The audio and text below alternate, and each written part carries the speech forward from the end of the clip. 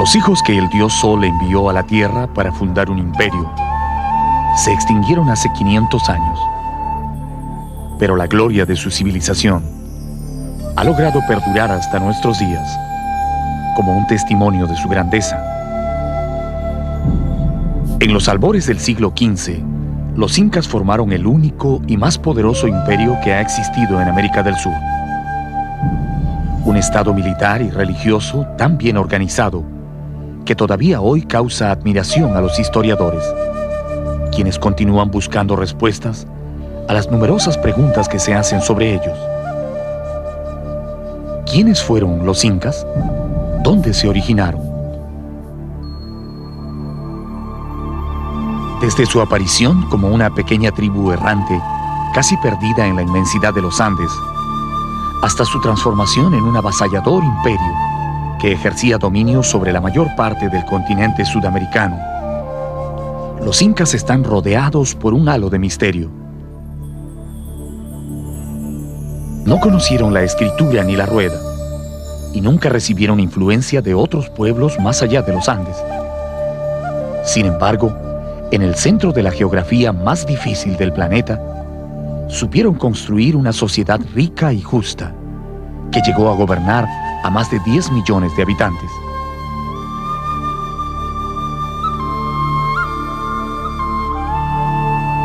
Las tradiciones más antiguas hablan de 14 grandes gobernantes que fueron sucediéndose uno tras otro en la compleja tarea de forjar el estado que llamaron Tahuantinsuyo. Desde Manco Cápac, el héroe fundador, hasta Atahualpa, el último de sus emperadores, los incas fueron uno de los pueblos de más rápido crecimiento que ha existido en la historia. Pero así como su desarrollo fue fulgurante, también lo fue su caída. Su apogeo duró menos de 100 años. El invencible Tahuantinsuyo, que había derrotado a todos los ejércitos que osaron enfrentarlo, se derrumbó repentinamente a manos de un pequeño grupo de conquistadores llegados desde el otro lado del mundo.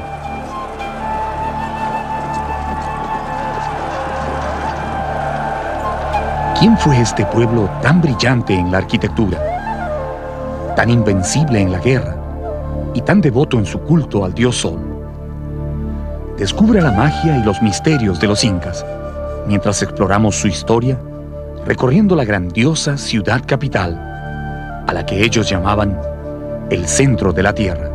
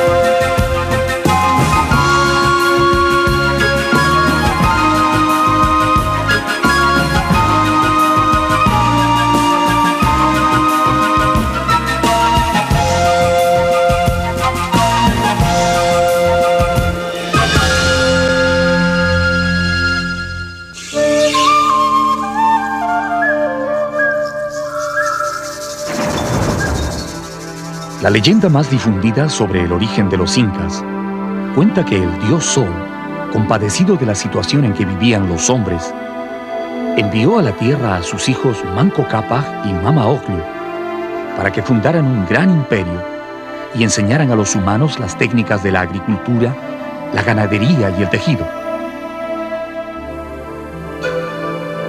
La pareja divina, que eran esposos y hermanos a la vez, recibió un cetro de oro con el mandato de fundar su reino allí donde la vara se hundiera en el suelo.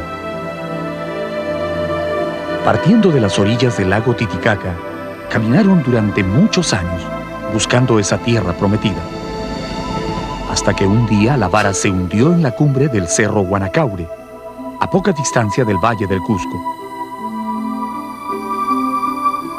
Allí se detuvieron, y en esa región Manco Cápac dio inicio a un fabuloso reino que lograría dominar todo el mundo andino.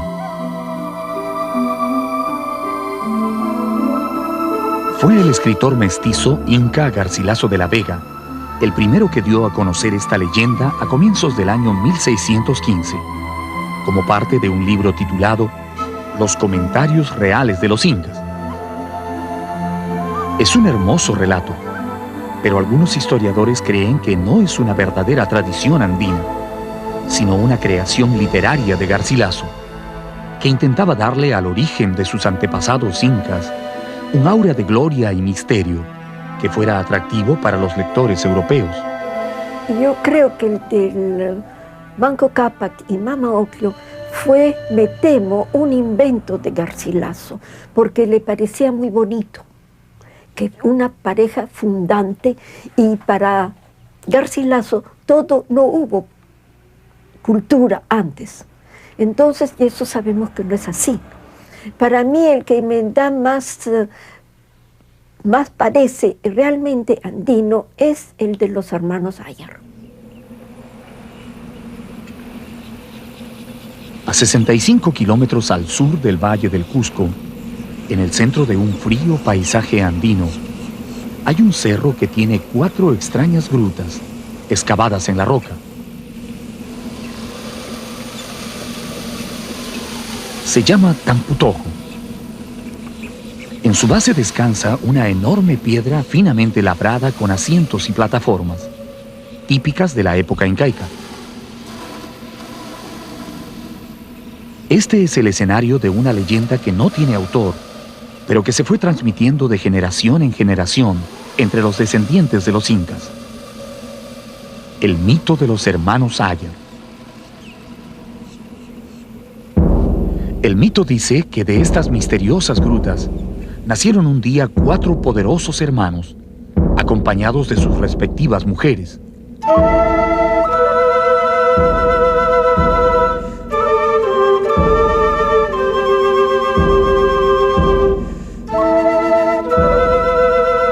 Los hombres tenían poderes mágicos.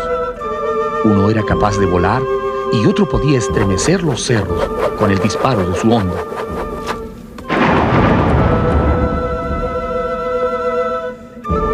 Tan pronto emergieron de las cuevas, Ayarmanco, Ayaruchu, Ayarcachi y Ayarauca, que así eran sus nombres, iniciaron un épico viaje hacia el Valle del Cusco. Probando su valor, sus destrezas, 3 de los héroes se quedaron en el camino, y solo Ayarmanco logró llegar al Cusco y tomar posesión de las tierras donde fundó la majestuosa civilización de los incas.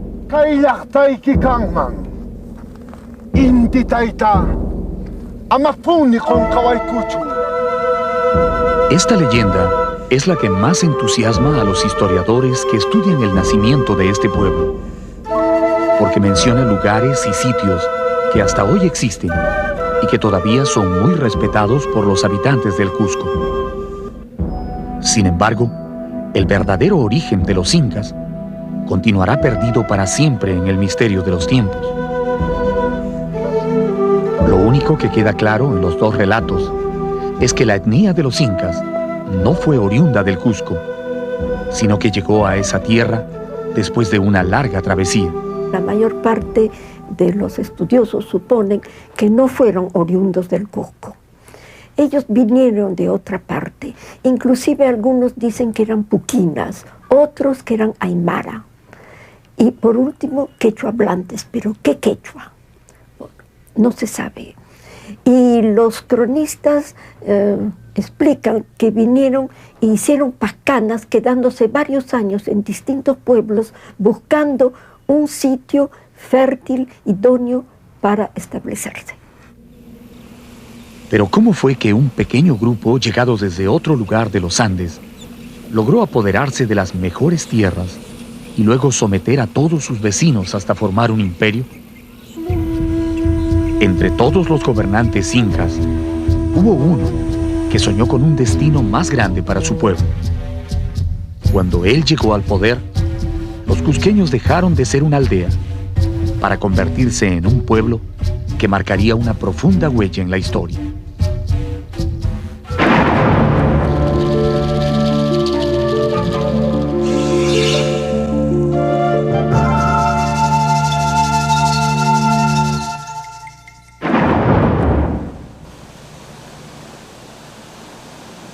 El Cusco fue la capital espiritual, política, económica y religiosa del Tahuantinsuyo. Aquí vivieron desde los primeros años de su historia los gobernantes incas, junto con sus familias y la clase dominante. Desde aquí salieron los ejércitos imperiales a conquistar las 4 esquinas del mundo. Y también de aquí se difundió a todo el imperio el culto al dios solar.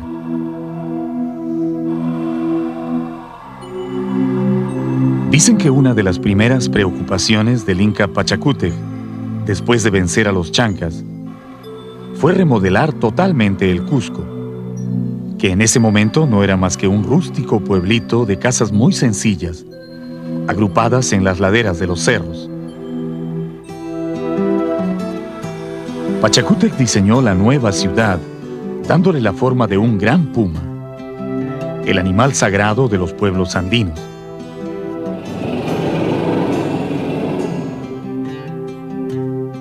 Desde su nacimiento, la capital se dividió en 2 sectores claramente marcados. La parte baja fue llamada el Urin Cusco y la parte alta el Hanan Cusco. La fortaleza de Sacsayhuaman, que construyeron años después, completaría la silueta definitiva de esa extraña ciudad, con forma de felino. A partir del Cusco, los incas proyectaron sus dominios hacia todas las tierras vecinas. Y conforme el imperio fue creciendo, se dividió en 4 provincias o regiones administrativas que ellos llamaron Suyu. El Chincha-Suyu, en dirección noroeste. El Collasuyu hacia el sureste, a la zona del lago Titicaca. El Conti-Suyu al oeste, hacia la costa. Y finalmente el Anti-Suyu, a la región de los misteriosos Antis o Chunchos que viven en la selva. Los 4 Suyus reunidos formaban el Tahuantinsuyo, cuyo centro era el Cusco.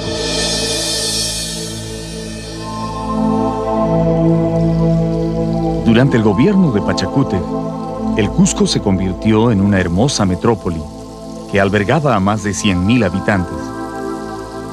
Sus calles, palacios y plazas bien delineadas causaban la admiración de los visitantes que llegaban desde las más alejadas regiones del imperio. Pero dicen que era el templo del Coricancha lo que más atraía a los foráneos. Según los cronistas, fue Pachacútec Inca Yupanqui el que mandó construir este santuario dedicado al dios Sol, y el que lo dotó de tantos adornos y objetos de oro y plata, que el pueblo lo bautizó con el nombre de Coricancha, que en quechua significa recinto de oro.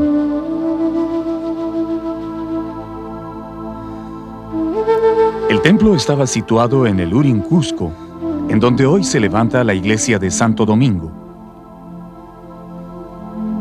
Sus muros eran de piedra finamente labrada, hasta cierta altura, y luego continuaban con adobe, rematando en un artesanal techo de paja.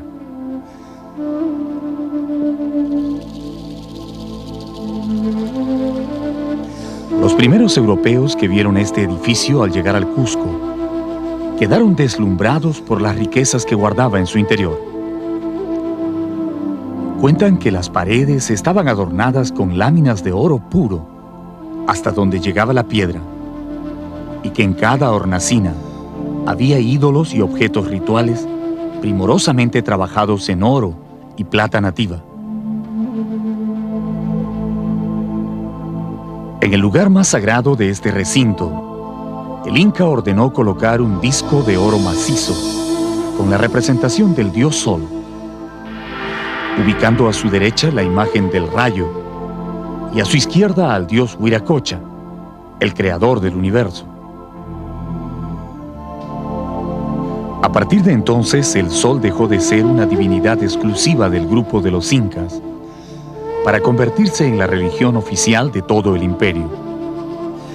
Curiosamente, A pesar de que el templo estaba totalmente dedicado al culto del sol, Pachacútec mandó que en el Coricancha también se custodiaran los ídolos y huacas de todas las provincias conquistadas en los 4 suyos. Así, cuando un pueblo era sometido al imperio, su ídolo principal se trasladaba hasta el Cusco y quedaba depositado en el Coricancha. Allí se le respetaba y ofrecía sacrificios, pero también podía ser usado como un arma política cuando algún pueblo vencido se atrevía a rebelarse. Estaban ubicadas según cómo se habían sido conquistadas, y también uno de sus curacas duales. También tenían que estar ahí. Y eso es para, en caso de rebelión, castigaban a la huaca y al curaca. Y muchas rebeliones se evitaron de temor a que la huaca local de un pueblo fuese castigada severamente. ¿Podríamos decir entonces que los incas guardaban como rehenes a los ídolos de los pueblos conquistados? Así es, eran rehenes. Y sus señores también. La sala de sacrificios del Coricancha está ocupada por una sola roca de granito, tallada con 4 puntas, que recuerdan los 4 suyos del imperio. Sobre esta piedra, el sumo sacerdote sacrificaba una llama negra en los días más sagrados del año, invocando la protección del sol para el Inca y la familia real. Este cuarto también servía para que el gran sacerdote pudiera comunicarse con las divinidades del cielo. Aquí se apartaba del mundo para beber extraños alucinógenos, hasta caer en un trance durante el cual el sol hablaba por su boca, anunciando los acontecimientos del futuro. Durante esos momentos, cuando el sacerdote estaba poseído por el espíritu del sol, se convertía en el Huillac Uma, la cabeza que habla, y sus palabras eran un mandato sagrado para los gobernantes del Tahuantinsuyo. Otro de los recintos interiores del templo estaba dedicado a la veneración de las estrellas, que eran vistas como hijas del sol y de la luna.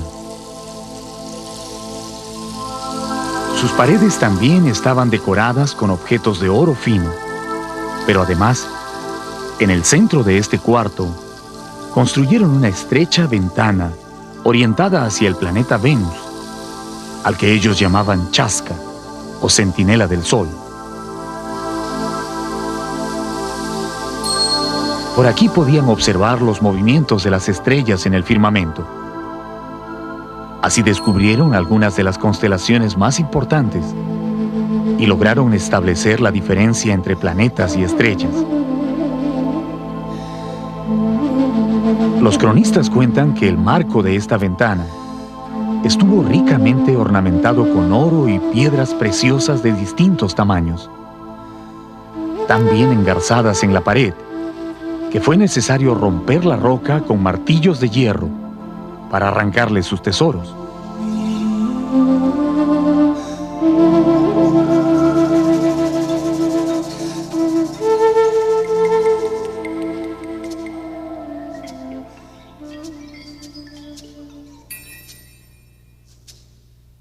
En los años posteriores a la conquista, los sacerdotes dominicos que se instalaron en el Coricancha mandaron cubrir los muros incas con una gruesa capa de yeso, sobre la cual pintaron diversos motivos religiosos. Su intención era hacer olvidar a los indios el antiguo significado del santuario. El yeso ocultó temporalmente al gran templo del sol, pero no logró vencer al tiempo. Después de medio milenio, la cobertura colonial casi ha desaparecido totalmente, pero las piedras se mantienen tan firmes como las dejaron sus constructores. Bajo las hermosas torres y claustros del convento de Santo Domingo, el Coricancha duerme para siempre. Sus recintos están vacíos y silenciosos, pero aún guardan el recuerdo de los días de gloria del Tahuantinsuyo, cuando el Inca se paraba en el patio principal y llenaba esta pileta de roca con la chicha sagrada, para que su padre, el sol, al pasar a mediodía sobre el Cusco, pudiera detenerse un instante a calmar su sed, antes de continuar su recorrido por el cielo.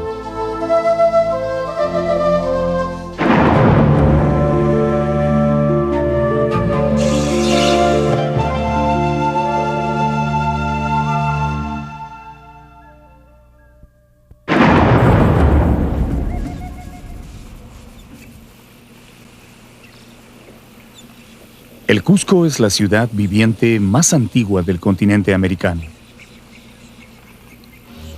Nació en la noche de los tiempos, en una época que no es posible precisar, y ha existido sin interrupción durante siglos, manteniendo inconmovible su presencia en el mundo andino.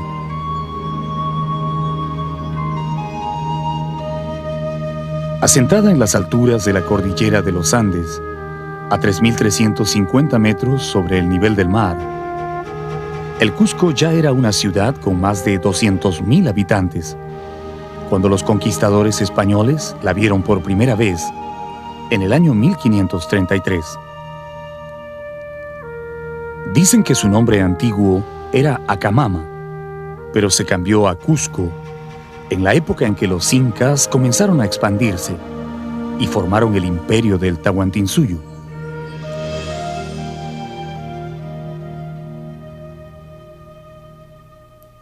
Los reyes incas dividieron su imperio en 4 partes y pusieron como punto o centro la ciudad del Cusco, que en lengua particular de los incas quiere decir ombligo de la tierra. Llamaronla con buena semejanza ombligo porque todo el Perú es largo y angosto como un cuerpo humano y aquella ciudad está casi en el medio. Inca Garcilaso de la Vega, Comentarios Reales. En los años dorados de la época imperial, los incas embellecieron su capital con numerosos santuarios, palacios y centros ceremoniales tan sólidamente construidos que han resistido admirablemente el paso del tiempo y hoy constituyen el mejor testimonio de la grandeza de esa civilización.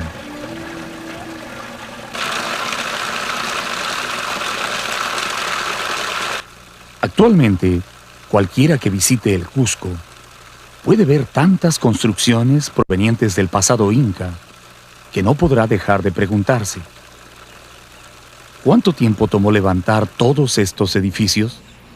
¿Y quién ordenó hacerlo?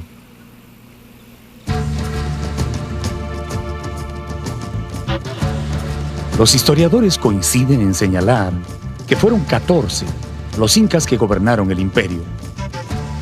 Sin embargo, la mayor parte de esos incas pertenecen al mundo de la leyenda o la imaginación, porque no hay nada que pueda probar que realmente existieron.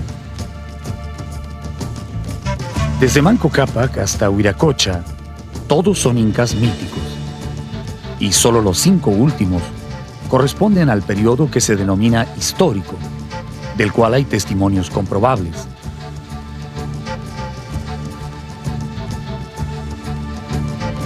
La época de esplendor del imperio duró apenas 100 años, y fue en ese lapso que se sucedieron en el poder los 3 incas más importantes: Pachacútec, su hijo Tupac Yupanqui y su nieto Huayna Cápac.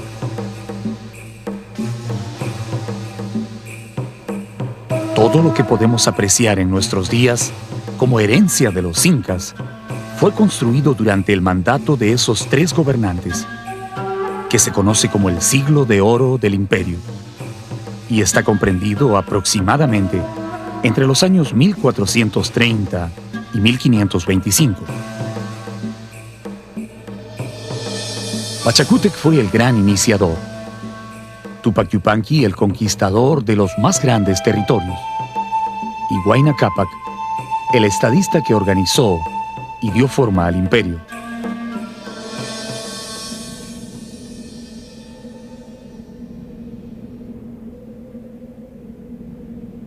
Los cronistas afirman que Pachacútec fue un gran arquitecto.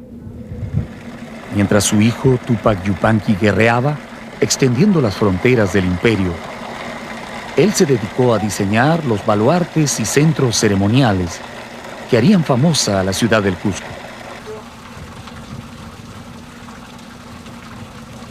Sus construcciones fueron monumentales y casi siempre tuvieron un carácter ritual.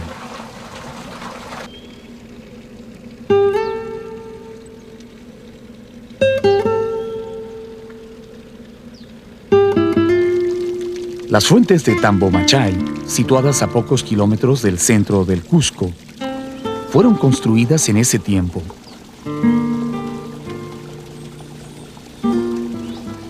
Eran parte de un gran santuario donde se rendía culto al agua y a donde los gobernantes incas se retiraban a descansar en determinadas épocas del año.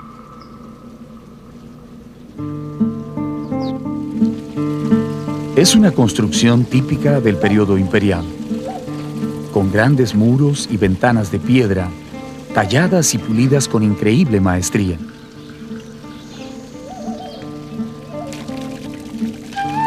Nadie ha podido descubrir de dónde viene el agua de estas fuentes. Lo que sí se sabe es que nunca se termina. Durante todo el año traen la misma cantidad y siempre es agua limpia y pura.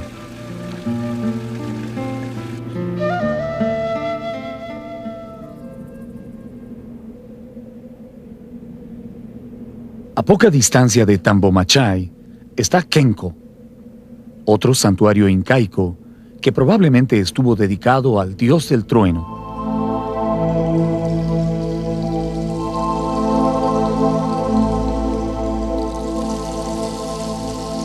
En el centro de este lugar se levanta una gran roca que antiguamente fue esculpida con imágenes de pequeños sapos y monos, pero que luego fue destruida en el tiempo de la colonia por los sacerdotes extirpadores de idolatrías, que no deseaban dejar nada que recuerde a los antiguos dioses de los indios.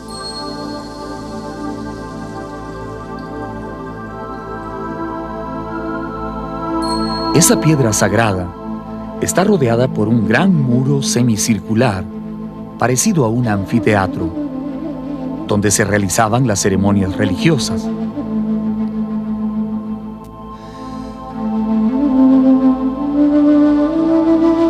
Cuentan que las hornacinas servían para colocar a las momias de los incas difuntos o de antepasados importantes, que siempre eran invitados a participar en los rituales.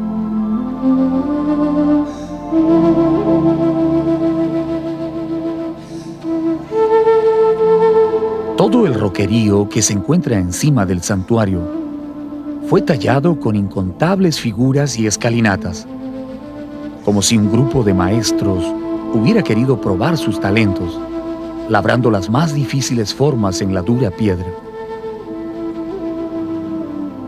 En la parte más alta destacan dos pequeñas prominencias pétreas, que al parecer eran algo así como un intihuatana o reloj solar, que servía a los sacerdotes y astrónomos para medir el paso del tiempo.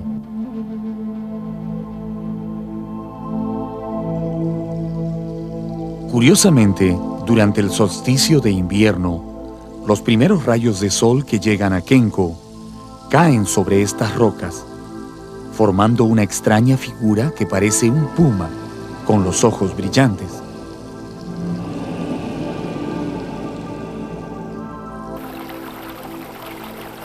A corta distancia del reloj solar se ve un delgado canal por donde probablemente fluía chicha o sangre de los animales sacrificados durante los oficios religiosos.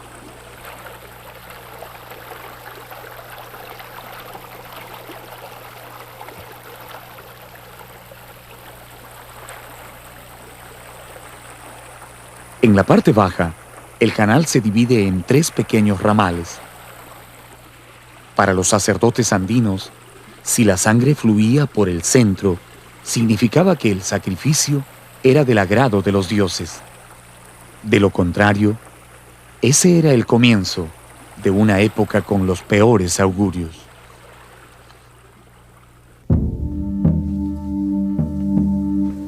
Un estrecho corredor, excavado en la roca viva, pasa por debajo del santuario, internándose en las profundidades. Probablemente de allí deriva el nombre de Kenko, que significa laberinto.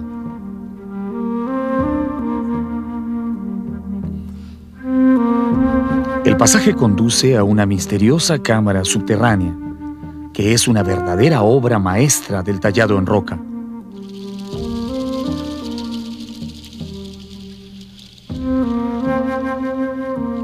Como si la piedra fuera una materia sencilla para sus manos, los alarifes incaicos la cortaron como quisieron, formando alacenas, escalones y un gran altar de sacrificios. La mesa ceremonial servía para embalsamar los cadáveres de los nobles y personajes importantes. Pero también se han encontrado huellas de sacrificios humanos que se realizaban en secreto en las profundidades de Kenko.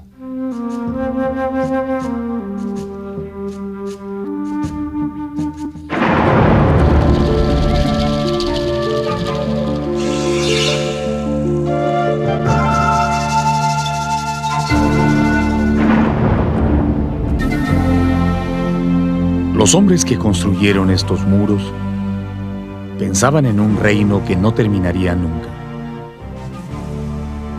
Creían firmemente que su pueblo era el escogido del cielo para gobernar el mundo entero. Por eso construyeron Sacsayhuaman, para honrar a sus dioses y dejar un testimonio imborrable de su paso sobre la tierra.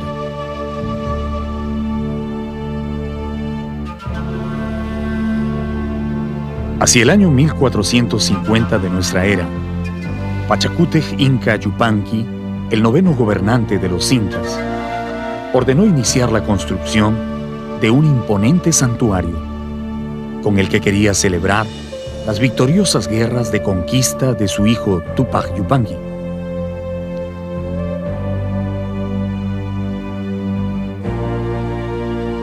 Utilizando la mano de obra de miles de mitmas, trabajadores especialmente traídos desde lejanas provincias, encargó a sus arquitectos construir un conjunto de recintos, baluartes y torreones en las suaves colinas situadas al norte del Cusco.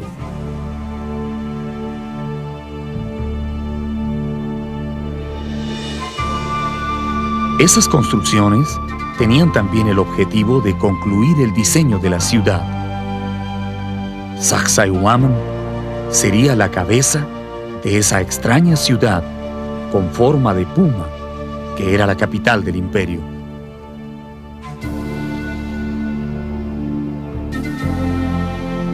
Los trabajadores iniciaron la obra en el tiempo de Pachacútec, pero el Inca no llegó a haber terminado el trabajo. Fue Túpac Yupanqui, el 10º emperador, el que concluyó este gigantesco templo, que años después sería confundido con una fortaleza.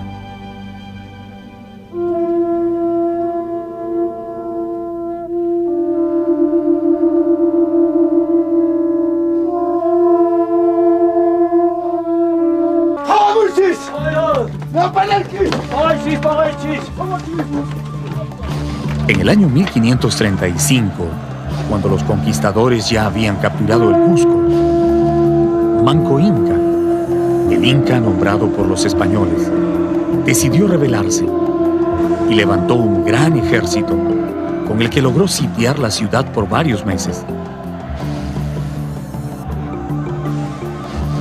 Después de sangrientas batallas, los indios se vieron forzados a retroceder y se atrincheraron en el santuario, logrando resistir por más de 20 días.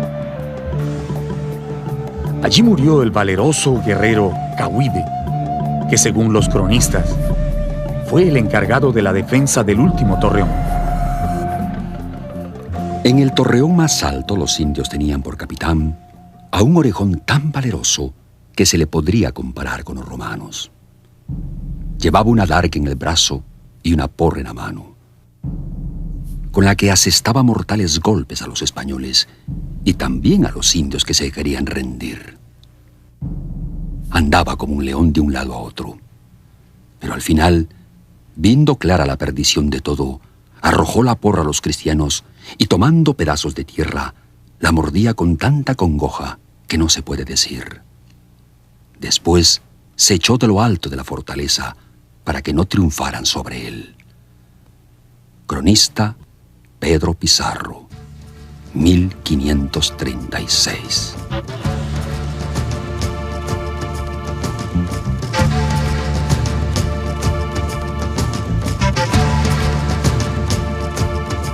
Para los conquistadores que presenciaron esa batalla, Sacsayhuaman quedaría en el recuerdo como la fortaleza donde resistieron los indios, y así la describieron en sus crónicas. Solo los naturales sabrían para siempre que fue en el gran santuario el lugar donde terminó la rebelión de Manco Inca.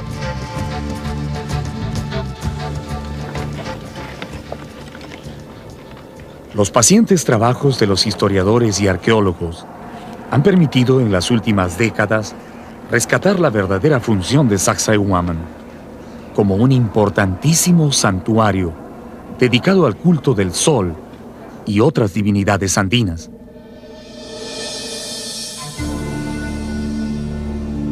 En su época de mayor esplendor, el Cusco no tenía necesidad de una fortaleza para defenderse, y no era una costumbre de ellos construirlas.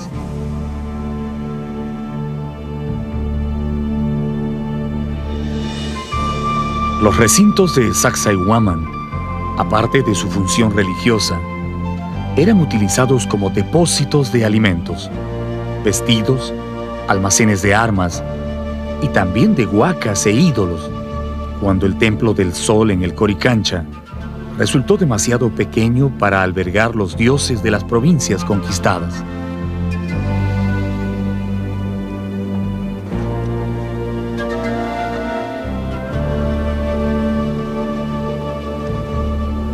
Las excavaciones arqueológicas realizadas en la parte alta del conjunto dejaron al descubierto las bases de los torreones de los que hablan las crónicas antiguas.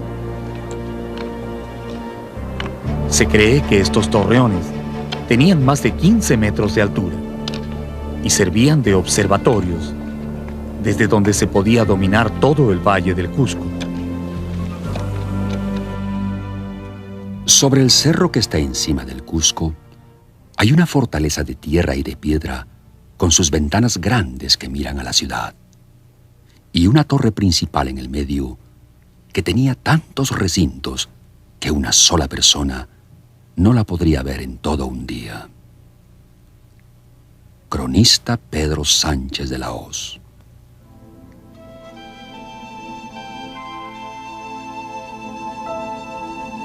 Desde la primera vez que lo vieron, los conquistadores quedaron pasmados ante las dimensiones y belleza de Sacsayhuaman.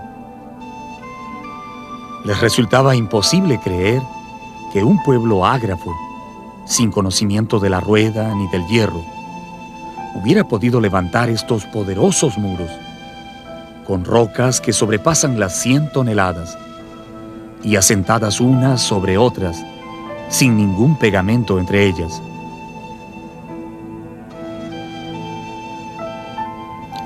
Al que las ha visto y mirado con atención, le hacen imaginar y aún creer que son hechas por vía de encantamiento y que las hicieron demonios y no hombres, porque la multitud de piedras tantas y tan grandes como las hay causa enorme admiración.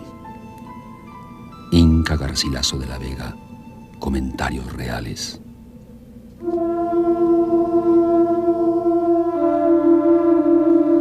Como la mayoría de las construcciones del imperio, la arquitectura de Sacsayhuaman se caracteriza por dos cosas: Es sólida y de líneas sencillas.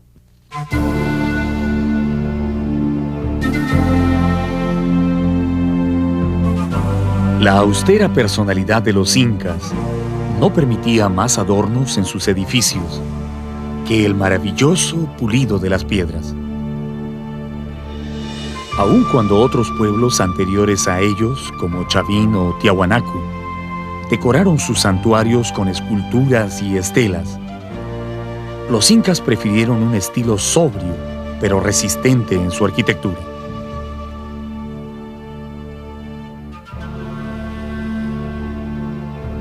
Este lugar, conocido como el Trono del Inca, situado frente a las murallas, es una muestra de la perfección a la que llegaron en el tallado de la piedra. Perfección que hace innecesario cualquier adorno.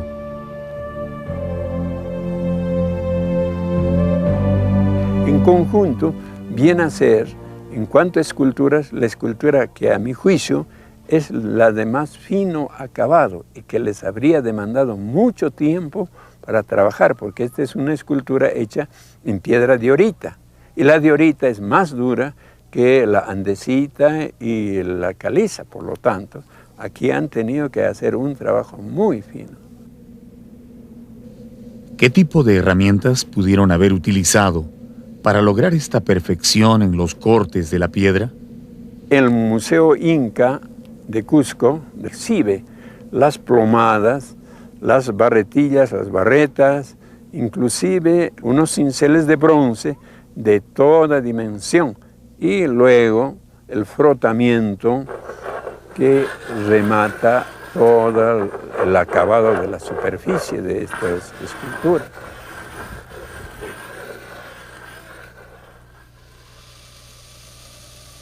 ¿Sería cierto que existía un túnel secreto que unía a Sacsayhuaman con el templo del Coricancha?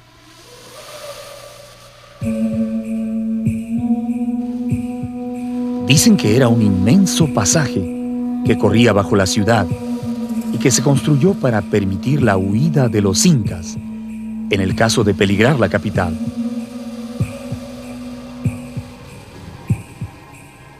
No ha podido ser comprobado, pero las formaciones rocosas, llamadas chincanas, que hay al norte de Sacsayhuaman, alientan esa leyenda.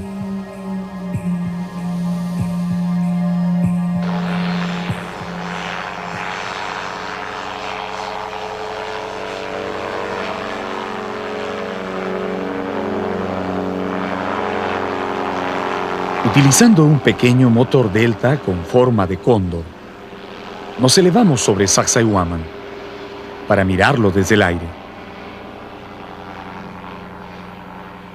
Desde aquí son visibles los tres grandes muros en forma de zigzag que sostienen las terrazas y plataformas del templo. ¿Tendría algún significado especial la forma dentada de estos muros? Algunos historiadores creen que representa al rayo, una deidad que también era sumamente importante para los incas. Sacsayhuaman se construye exactamente como un templo dedicado al rayo. Está representado justamente el rayo bueno, o sea, el que trae la lluvia, y el rayo malo, el que trae el granizo.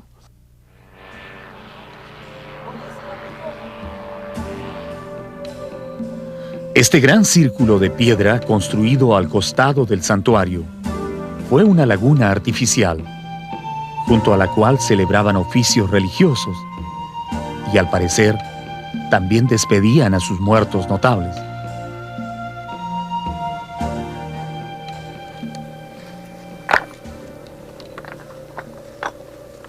Recientemente, los arqueólogos han descubierto muy cerca de la antigua laguna un cementerio bastante grande, con tumbas de hace 500 años, que contienen restos de cerámicas y adornos metálicos que utilizaban las mujeres de la nobleza en el tiempo de los incas.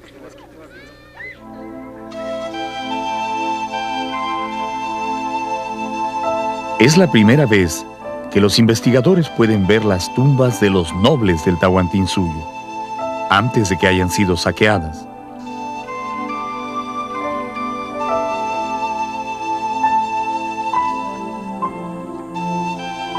Estas agujas o prendedores se llamaban tupus y los usaban las mujeres para sujetar sus mantas.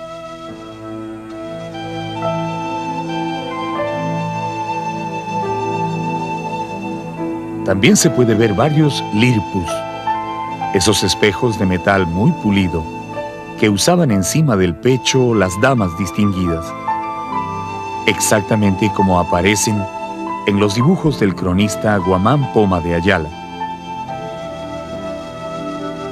Tal vez estas fueron mujeres escogidas que servían al culto del sol en el santuario, o quizás las esposas de los poderosos señores que gobernaban el imperio.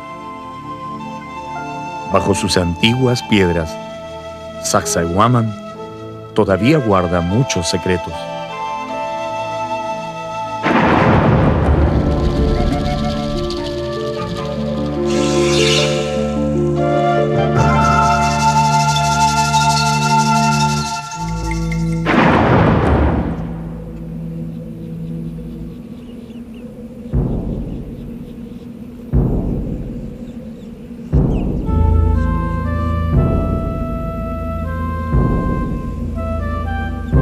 Cada uno de los nevados y montañas del Cusco tiene su propio nombre. Los pobladores los reconocen por su tamaño y su forma, y hablan de ellos familiarmente, como si fueran parientes o amigos de toda la vida.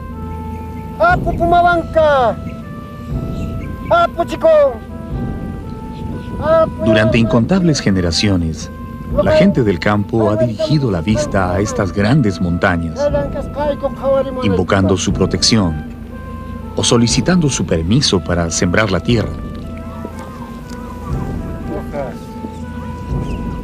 A pesar de que el cristianismo se ha esforzado por siglos en hacer olvidar las viejas creencias, ningún campesino del Cusco se atrevería nunca a sembrar su chacra sin antes ofrecer su respeto al Pumahuanca, al Pitusiray, al Huaqueihuilca o a cualquiera de los nevados que esté más cerca de su pueblo.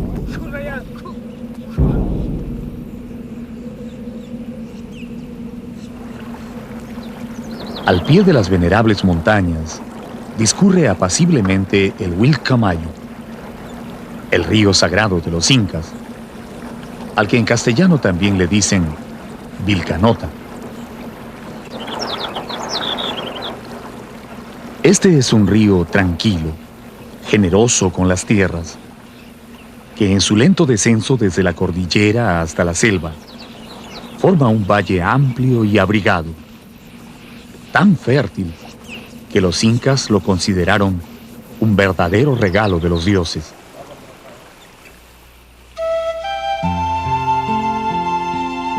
Aquí desarrollaron una intensa actividad agrícola. Desde las riberas del río hasta lo alto de los cerros, ordenaron construir andenes o terrazas superpuestas, especialmente diseñadas para no desaprovechar ni un solo pedazo de tierra.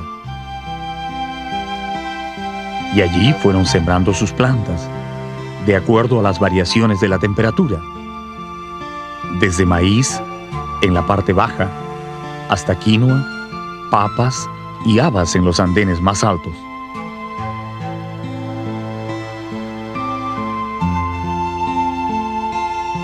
No dejaron ni un solo cerro sin cultivar, al punto que convirtieron al valle en un inmenso depósito de alimentos para su pueblo, especialmente de maíz, que fue su producto más logrado.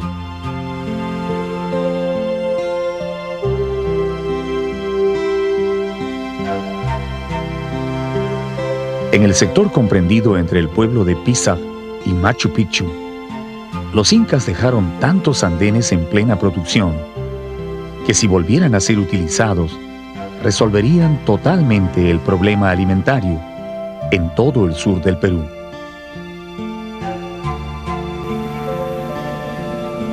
Pero aun cuando la tierra era increíblemente fértil, fue necesario trabajar muy duro para hacerla producir. El Valle Sagrado es una muestra de la extraordinaria determinación de los antiguos peruanos, que sin más herramientas que unos cuantos palos y azadones rústicos, lograron producir tanta comida que fue suficiente para ellos y aún les alcanzó para usarla como elemento de negociación con otros pueblos.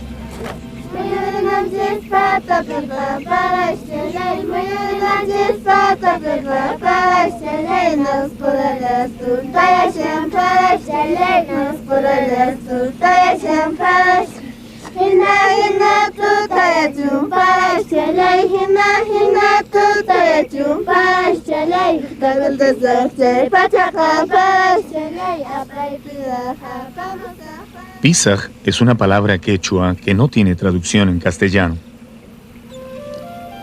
Algunos creen que quiere decir perdiz, pero su verdadero significado se quedó perdido en el tiempo. Hay dos Pisaj en el Valle Sagrado.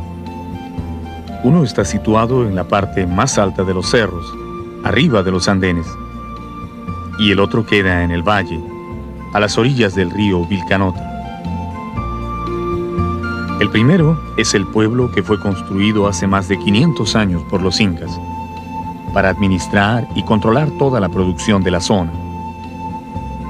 El de abajo es una reducción que surgió durante la colonia por orden del virrey Toledo, que se propuso reunir a todos los indios del valle en un solo lugar para explotar mejor su trabajo. El Pisaj antiguo es un verdadero portento de tecnología agrícola. Basta una sola mirada para imaginar el tiempo y esfuerzo que les debe haber tomado a los antiguos construir esta inacabable sucesión de andenes que contornan los cerros. Las construcciones están intactas, hasta las gradas o sarunas de piedra que servían para subir a cada andén se mantienen firmes en su lugar.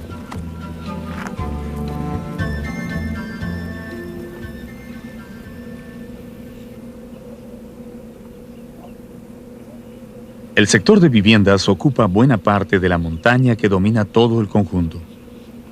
Y detrás de ella se encuentra el antiguo cementerio de Tancana Marca, un impresionante barranco en el que colocaban a sus muertos, aprovechando las oquedades de las rocas.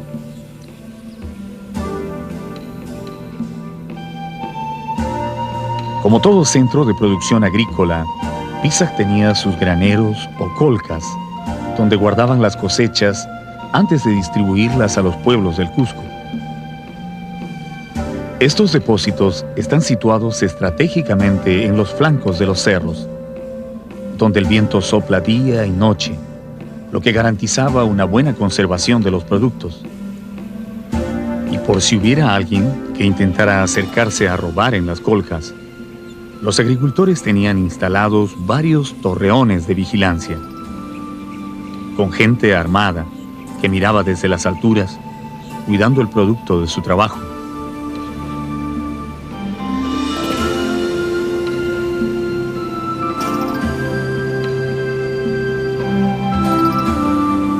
Los andenes solo se podían cultivar con el agua de las lluvias. Si no había lluvia, no había comida. Entonces era necesario hacer constantes sacrificios y pagos a la madre tierra y a los apus o montañas tutelares para atraer el agua.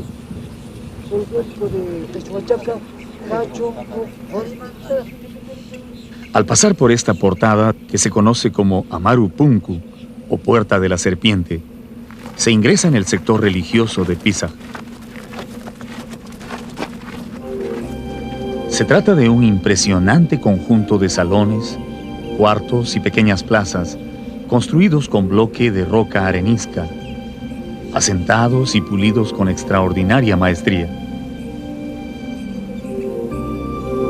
Aquí se reunían los sacerdotes para ofrecer sus sacrificios durante todo el año, pidiendo el milagro de la lluvia para sus tierras. De ellos dependía la vida en el valle. Si algún año se desataba la sequía, los sacerdotes podían ser sancionados severamente por no haber logrado ganar el favor de los dioses. El lugar más sagrado de Pisag era el Templo del Sol, donde estaba situado el Intihuatana, una roca cuidadosamente orientada al este, en la que calculaban el movimiento del Sol en el espacio para dirigir los ciclos de siembras y cosechas. Para los antiguos peruanos, la agricultura fue vital en el desarrollo de su civilización, y esa actividad estuvo estrechamente unida a sus creencias religiosas. A lo largo del Valle Sagrado, los andenes y los adoratorios están siempre juntos. Los hombres ponían el trabajo, pero eran los dioses quienes decidían si la tierra daría sus frutos.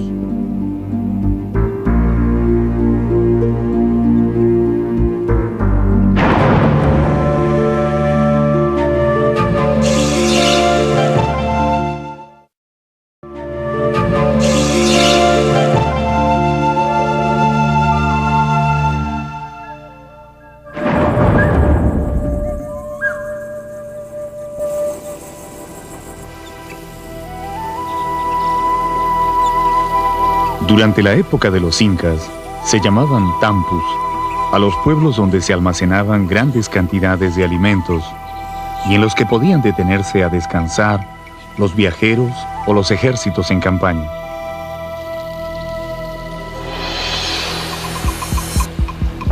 Dicen que en ese tiempo, ninguna persona viajaba por placer o por negocios propios. Los que recorrían los caminos del imperio lo hacían casi siempre por orden de sus curacas o del mismo Inca, para atender asuntos del Estado.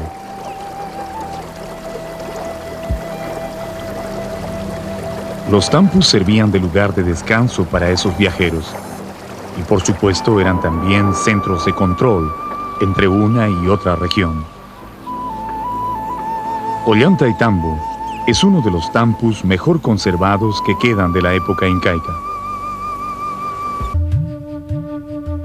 El sector religioso, al que a veces se le confunde con una fortaleza, se inicia en la parte baja del conjunto.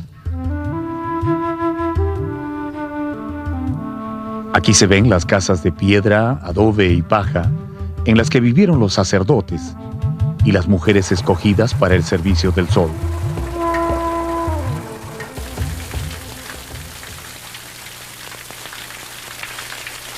Es un lugar muy apacible, adornado con numerosas fuentes rituales que en su tiempo deben haber servido para las ceremonias del culto al agua.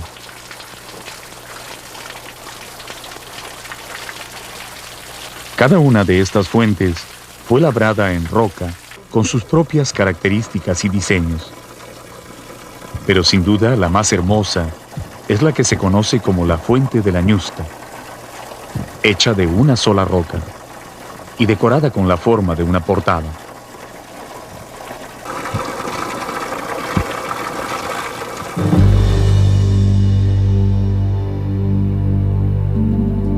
Para llegar al corazón del sector religioso, es necesario subir una empinada escalinata de piedra que cruza 16 andenes, perfectamente alineados, encima de los cuales se levanta un maravilloso conjunto de portadas y recintos hechos de piedra, que constituyen la más admirable muestra de la arquitectura de los incas.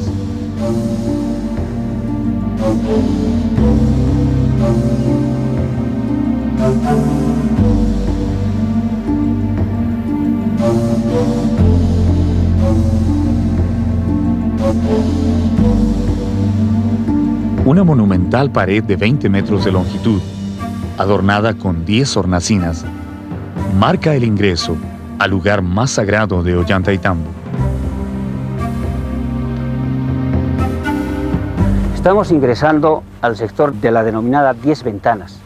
Es una zona muy importante dentro de Ollantaytambo y presenta estas hornacinas de forma trapezoidal muy fina y bellamente trabajadas.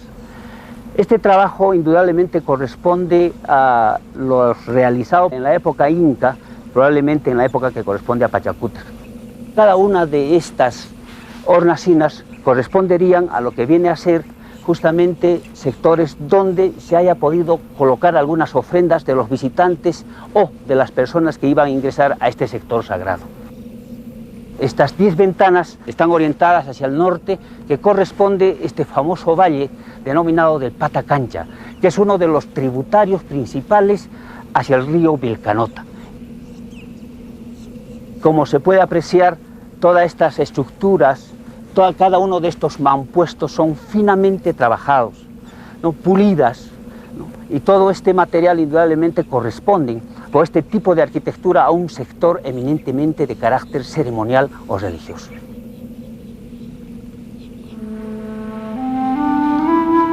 En este muro resaltan unas extrañas protuberancias cuya función nunca se ha podido explicar con claridad. Algunos creen que fueron las muestras que dejaron los picapedreros para señalar todo el trabajo que debieron realizar al pulir las piedras.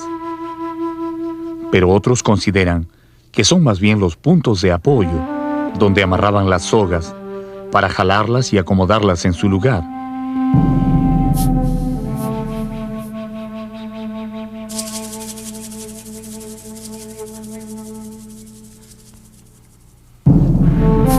Ambas teorías son bastante difíciles de creer.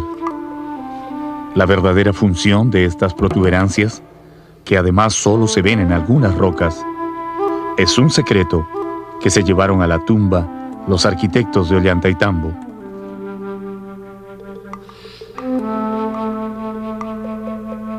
Cruzando la portada del muro de las 10 hornacinas, se llega a la cumbre del cerro, donde se levantan los restos del portentoso Templo del Sol.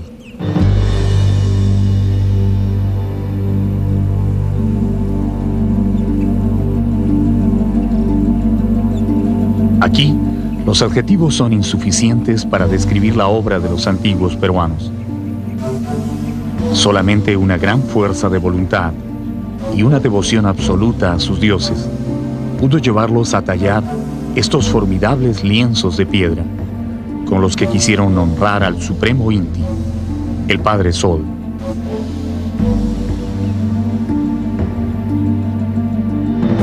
Las 6 rocas de pórfido rojo que forman este espléndido muro miden un poco más de 4 metros de alto y se calcula que pesan entre 60 y 70 toneladas cada una. Después de colocarlas en su lugar, los arquitectos las aseguraron con listones de piedra, tan bien ajustados que no se han movido 1 milímetro en 4 siglos. Antes de la llegada de los conquistadores españoles, las rocas estaban decoradas con figuras geométricas y grandes tallados de animales sagrados, especialmente 2 pumas, cuyos cuerpos fueron arrancados por los sacerdotes extirpadores de idolatrías.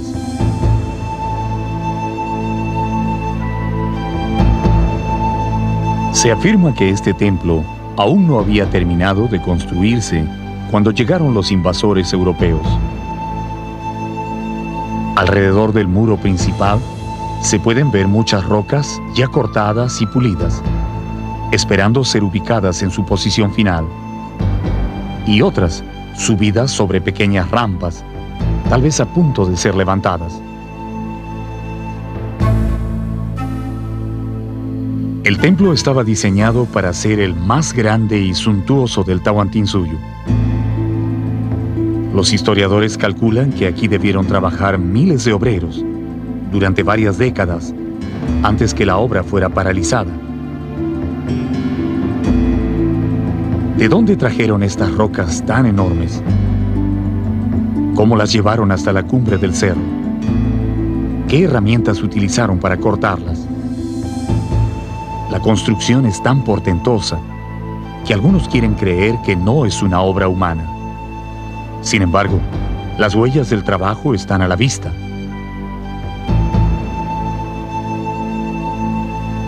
Al costado del muro principal se ve la gran rampa de tierra por donde cientos de hombres subieron las piedras, jalándolas con cuerdas. Abajo de esa rampa se aprecian las rocas que se quedaron a medio subir. Y si uno dirige la vista hacia un cerro que está a 6 kilómetros de distancia, puede ver con toda claridad la cantera de donde sacaron los bloques de piedra. Si alguien continúa dudando de que eso fuera posible, entonces solo queda subir a ese cerro, que se llama Cachijata, para comprobarlo. Lo que nosotros vemos, ¿no? Mira, observa aquí, es una piedra hermosa, ya casi acabado.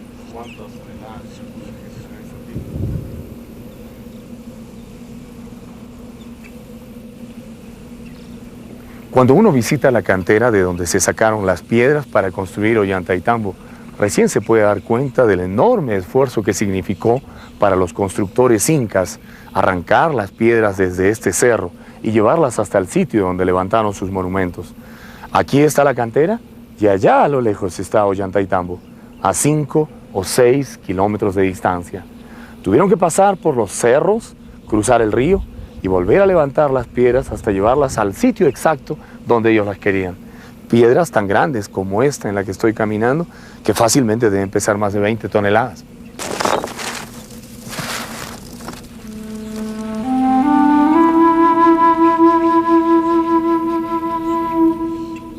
En Cachijata hay cientos de rocas cortadas y listas para ser llevadas a Ollantaytambo, y muchas otras que estaban en proceso de extracción. Pero en la ruta entre la cantera y la obra se encuentran las rocas más interesantes, aquellas que se quedaron a medio camino cuando la construcción fue repentinamente suspendida. A estas piedras, los campesinos las llaman las rocas cansadas y les guardan mucho respeto.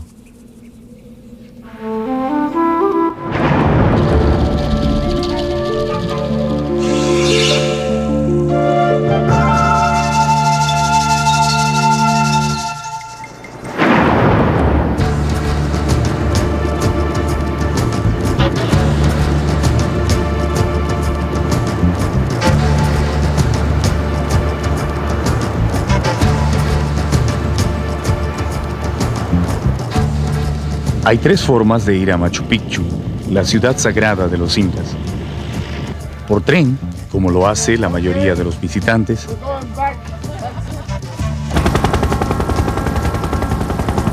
En la comodidad de un helicóptero que realiza el viaje en menos de 45 minutos. Y por tierra, caminando como lo hacían los antiguos peruanos.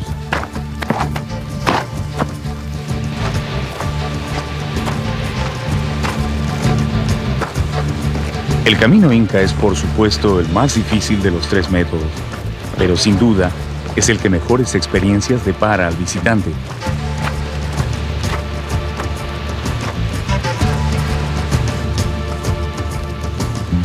Durante el siglo XV, en la época de mayor expansión del imperio, los incas mandaron construir una extensa red de caminos que cubría más de 30.000 kilómetros sobre las montañas, valles y llanuras de su inmenso territorio.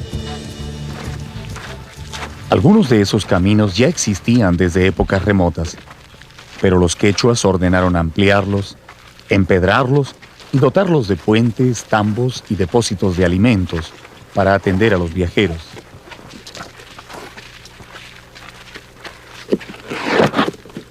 Por aquí se movilizaron los ejércitos y por aquí trajeron después a los pueblos derrotados o mitmas, que fueron obligados a trabajar en las grandes obras del imperio.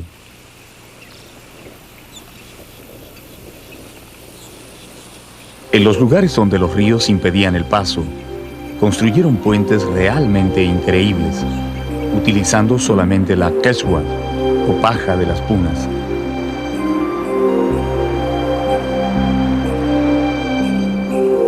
Uno de esos extraordinarios puentes todavía se puede ver sobre el río Apurímac, colgando a 15 metros de altura encima de las profundas aguas del río.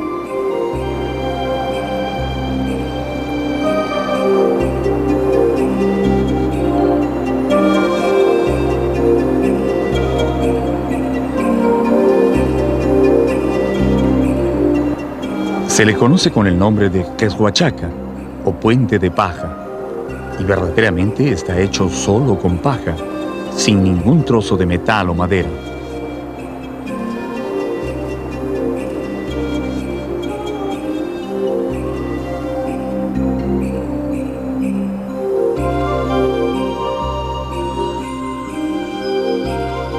No es fácil cruzarlo.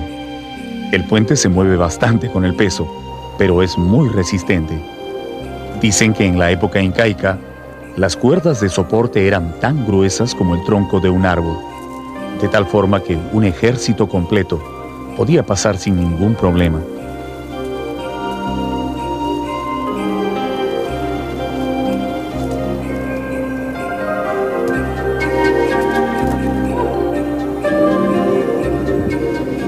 El camino que lleva a Machu Picchu baja desde las Punas a 3.600 metros sobre el nivel del mar, hasta las cálidas tierras de la Ceja de Selva, donde el río Urubamba cambia de nombre para llamarse Vilcanota.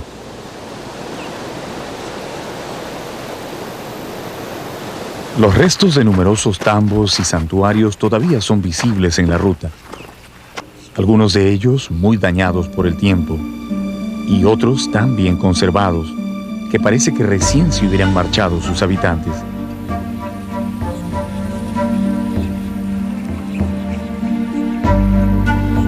La neblina es un compañero inseparable de los caminantes.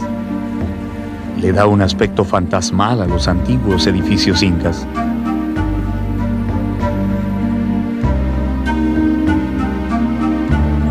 Los nombres de algunos de estos sitios están vinculados a la neblina desde muy antiguo, como Puyu Patamarca, que en quechua significa pueblo sobre las nubes.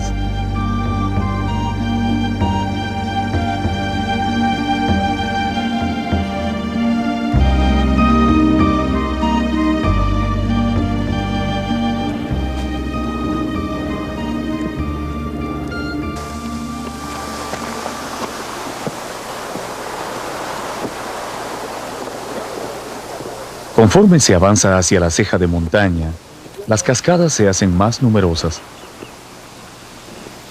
así como las flores de variadas especies de orquídeas que bordean el camino.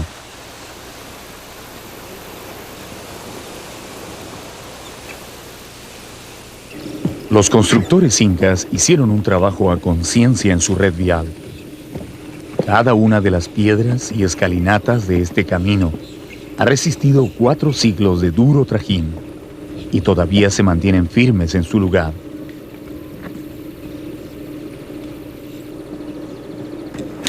Los porteadores indígenas que llevan sobre sus hombros los utensilios de cocina y campamentos de los turistas pasan pisando fuerte, casi corriendo, y detrás de ellos, con paso más reposado, vienen los visitantes, cansados pero absortos en esta obra que no tiene comparación en el mundo entero.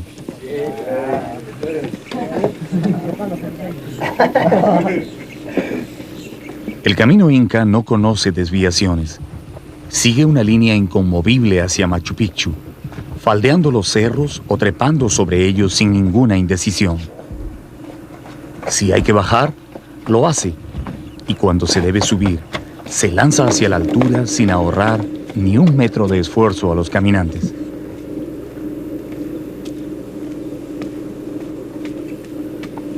La red de caminos que mandaron a construir los señores incas entre las montañas son un verdadero alarde de ingeniería y diseño, pero también una maravillosa muestra de la habilidad que tenían para trabajar la piedra, como esta escalinata que tenemos aquí en las cercanías de Puyu Patamarca. A través de estos caminos se podía unir al Cusco con Machu Picchu, pero también los caminos permitían unir ciudades tan lejanas como Cusco y Quito solamente en el lapso de 10 días, más o menos el mismo tiempo que tarda en llegar la correspondencia en nuestro tiempo. Esta escalinata que tenemos acá está maravillosamente labrada en la roca viva. Son gradas que van ascendiendo lentamente hacia la parte alta de la montaña y han sido cinceladas, cuidadosamente labradas en la peña, en la roca. Quitan el aliento, pero vamos a subirlas.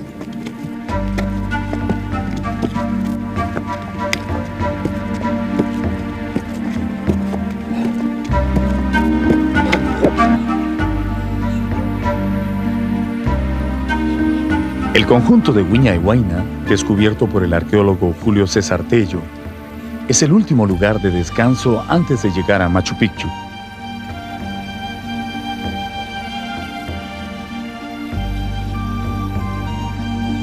Se trata de un conjunto de edificaciones circulares de típico estilo imperial, en las que se puede encontrar templos, torreones de vigilancia, fuentes y muchos recintos que sirvieron de vivienda a los administradores de los trabajos agrícolas.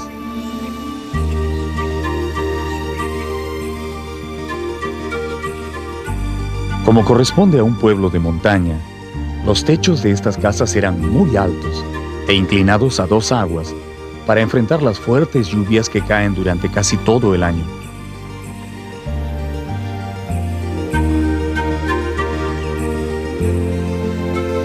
Hasta ahora son claramente visibles las rocas especialmente perforadas, incrustadas en la estructura, donde se amarraban las vigas de soporte de los techos, que también debían resistir los vientos huracanados de la zona.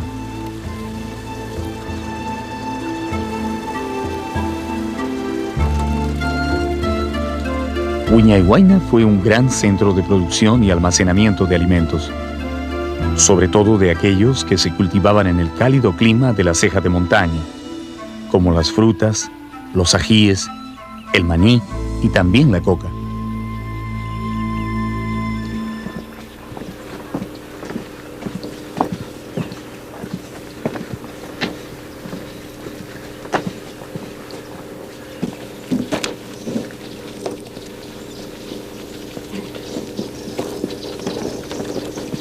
Una escalinata de 125 grados es el último desafío para llegar a Inti Punku, la Puerta del Sol, la entrada oficial a Machu Picchu para los que llegan por el camino inca. Esta última subida acaba totalmente con el físico de cualquier viajero, pero luego viene el descanso, frente a la maravillosa vista de la ciudad sagrada. Bueno, por lo menos debe venir, a menos que toque un día nublado. Y entonces no hay más remedio que esperar hasta que salga el sol, escuchando esa babel de lenguas en que se convierte Inti Punku a las 6 de la mañana de cualquier día del año.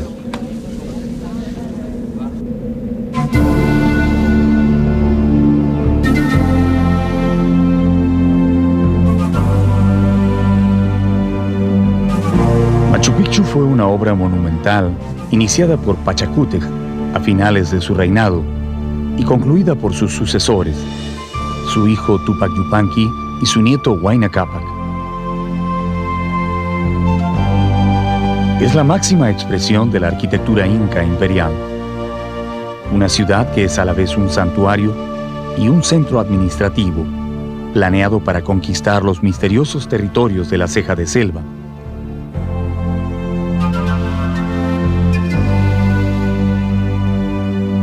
La ciudad se divide en varios sectores bien definidos. Uno es el sector agrícola, en el que destacan las terrazas o andenes, que forman grandes escalones en las laderas de los cerros. La zona urbana, conformada por 3 plazas alargadas, rodeadas de grandes recintos de viviendas, y el sector sagrado, en el que sobresalen los templos de las 3 ventanas, y el Templo del Sol.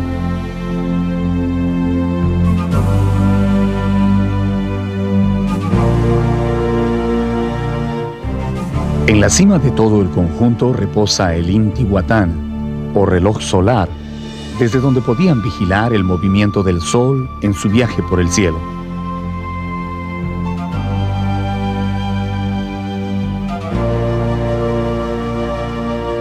En el interior de uno de los recintos sagrados hay 2 pequeños morteros o espejos de agua que, según los investigadores, servían para observar los eclipses.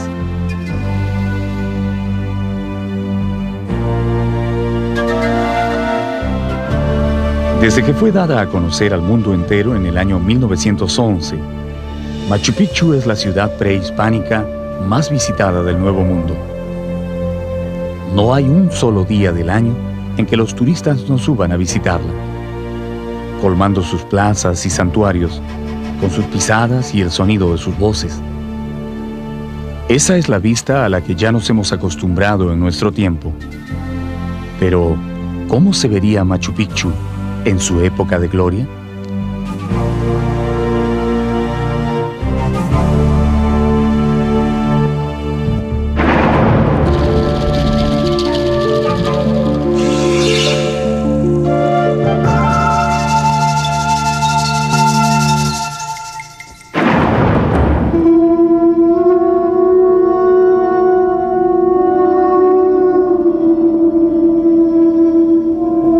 Esta es la histórica ciudad de Machu Picchu, construida por los incas en el siglo XV de nuestra era.